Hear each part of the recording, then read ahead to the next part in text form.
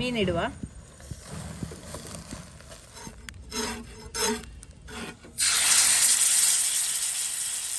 Okay, hi ಎಲ್ಲರಿಗೂ. ಇವತ್ತು ನಾನು ಕೇರಳ ಸ್ಪೆಷಲ್ ಫಿಶ್ ನಿರ್ವಾಣ ರೆಸಿಪಿನ ಮಾಡ್ತಾ ಇದ್ದೀನಿ. ಇದು ಮಾಡ್ಲಿಕ್ಕೆ ಎಷ್ಟು ಸಿಂಪಲ್ ನೋಡಿ, ಅಷ್ಟೇ ರುಚಿಯಾಗಿ ಇರುತ್ತೆ. ನಿಮ್ಗೆ ಕೂಡ ಅನಿಸ್ತದೆ ಒಮ್ಮೆ ಆದ್ರೂ ಇದನ್ನ ಟ್ರೈ ಮಾಡಿ ತಿನ್ಬೇಕು ಅಂತ. ಬನ್ನಿ ಹಾಗಾದ್ರೆ ಇದನ್ನ ಯಾವ ರೀತಿ ಮಾಡುದು ಅಂತ ನೋಡುವ. ನೋಡಿ, ಅರ್ಧ ಕೆಜಿ ಮಾಂಜಿ ಮೀನನ್ನ ತಕೊಂಡಿದ್ದೇನೆ. ಯಾವ ಮೀನ್ ಸಾಕ್ತದೆ, ಜಿಲೇಬಿ ಮೀನು, ಇರ್ಪೆ ಮೀನು ಅಂತ ಹೇಳ್ತೇವೆ ನೋಡಿ, ಅದೆಲ್ಲ ತಕೊಂಡ್ರೆ ತುಂಬಾ ಒಳ್ಳೇದು ಈ ರೆಸಿಪಿಗೆ. ಈಗ ಫಸ್ಟಿಗೆ ಇದನ್ನ ಕಟ್ ಮಾಡುವ.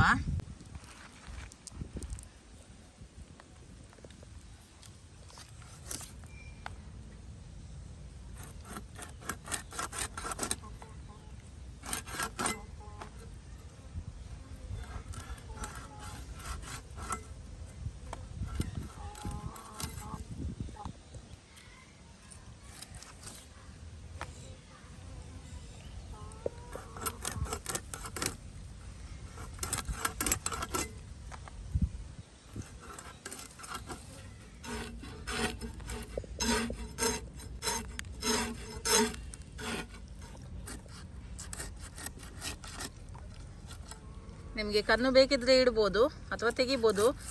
ಸೊ ನಿಮಗೆ ಇಷ್ಟ ಇದ್ದಾಗೆ ನೀವು ಇದನ್ನು ಕಟ್ ಮಾಡ್ಬೋದು. ಕೆಲವರು ಕಣ್ಣನ್ನು ಇಡ್ತಾರೆ, ಕೆಲವರು ತೆಗಿತಾರೆ. ಓಕೆ, ಕಟ್ಸ್ ಹಾಕ್ತಾ ಇದ್ದಾರೆ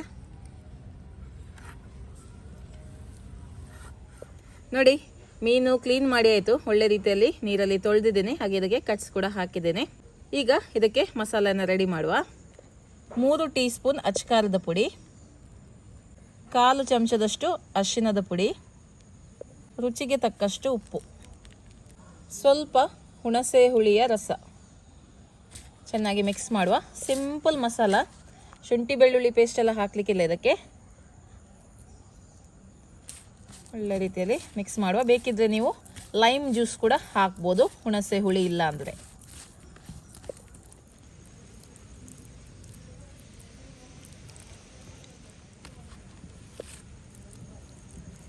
ಕಟ್ಸ್ ಒಳಗೆಲ್ಲ ಮಸಾಲವನ್ನು ಹಾಕುವ. ನೋಡಿ, ಯಾವ ಮೀನು ಸಹ ತಗೊಳ್ಬೋದು. ಅಂಜಲ್ ಕೂಡ ಒಳ್ಳೇದಾಗ್ತದೆ. ಅಂಜಲ್ ಇದ್ದರೆ ಅದರ ಪೀಸಸ್ಸನ್ನು ಕೂಡ ನೀವು ಇದೇ ರೀತಿ ಮಾಡ್ಬೋದು.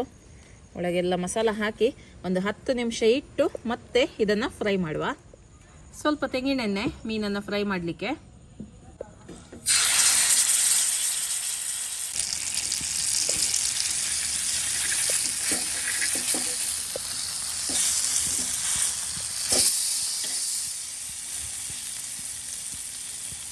ಎಕ್ಸ್ಟ್ರಾ ಮಸಾಲೆ ಎಲ್ಲ ಹಾಕ್ತಾ ಇದ್ದೀನಿ, ವೇಸ್ಟ್ ಮಾಡೋದು ಬೇಡ.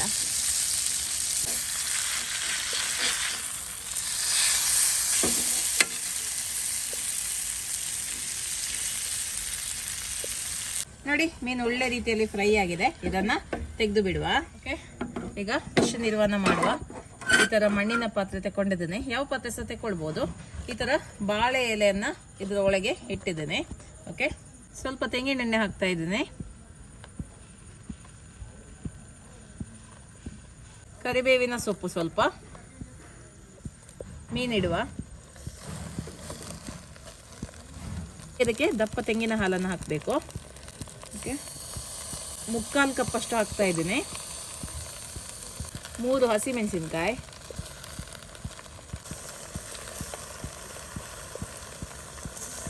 1.5 ಇಂಚಷ್ಟು ಶುಂಠಿ, ಪೆಪ್ಪರ್ ಪುಡಿ 1 ಚಮಚದಷ್ಟು, ಸ್ವಲ್ಪ ಉಪ್ಪು. ಓಕೆ, ಜಾಸ್ತಿ ಬೇಡ. ಇದು ಒಳ್ಳೆ ರೀತಿಯಲ್ಲಿ ಮಸಾಲ ಸ್ವಲ್ಪ ಗಟ್ಟಿಯಾಗಬೇಕು. ಅಷ್ಟರ ತನಕ ಇದನ್ನು ಬಿಸಿ ಮಾಡಿದ್ದೇ ಆಯಿತು. ಮೀಡಿಯಂ ಫ್ಲೇಮಲ್ಲಿ ಇಟ್ಟು ಕರಿಬೇವಿನ ಸೊಪ್ಪು ಮೇಲಿಂದ ಕೂಡ ಇಡ್ತಾ ಇದ್ದೀನಿ. ಓಕೆ, ಬೇಕಿದ್ರೆ ಮಾತ್ರ. ಈಗ ಗ್ರೇವಿ ಸ್ವಲ್ಪ ದಪ್ಪ ಆಗ್ತಾ ಬಂತು. ಇಷ್ಟ ಆದರೆ ಸಾಕು. ಫ್ಲೇಮನ್ನು ಆಫ್ ಮಾಡುವ. ಬಿಡುವ. ಇದನ್ನು ಬಾಳೆ ಎಲೆಯನ್ನೇ ತೆಗಿತಾ ಇದ್ದೇನೆ, ಸುಲಭ ಆಗ್ತದೆ ಅಂತೇಳಿ. ಓಕೆ, ಪ್ಲೇಟಿಗೆ ಹಾಕುವ. ಓಕೆ, ಗ್ರೇವಿಯನ್ನು ಹಾಕುವ ಇದಕ್ಕೇನೆ. ವಾವ್, ಪಾಂಫ್ರೆಟ್ ಮೀನೇ ತುಂಬ ಟೇಸ್ಟಿ. ಇದಕ್ಕೆ ಈ ಥರ ಗ್ರೇವಿ ಎಲ್ಲ ಸಿಕ್ಕಿದ್ರೆ ಸೂಪರ್ ಆಗುತ್ತೆ. ಆಹಾ,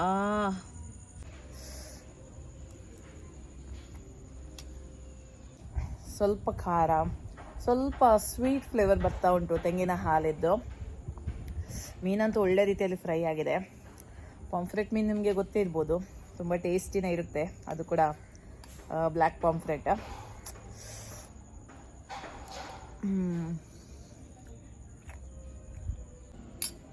ಖಂಡಿತವಾಗ್ಲೂ ನೀವು ಕೂಡ ಈ ರೆಸಿಪಿನ ಒಮ್ಮೆ ಆದರೂ ಟ್ರೈ ಮಾಡಿ ಆಯಿತಾ.